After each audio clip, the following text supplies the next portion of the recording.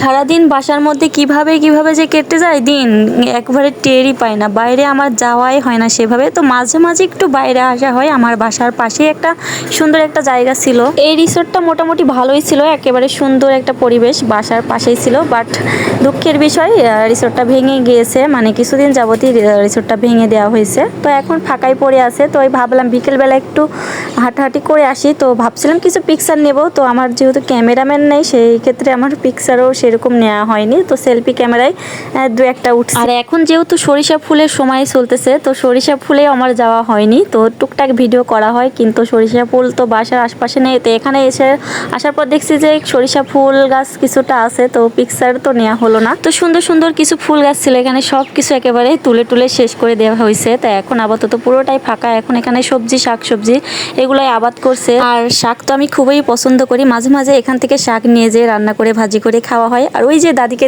দেখতেই পেলেন, তো দাদি তো সারাদিন এই মাঠের মধ্যে শাক সবজির আবাদ করে।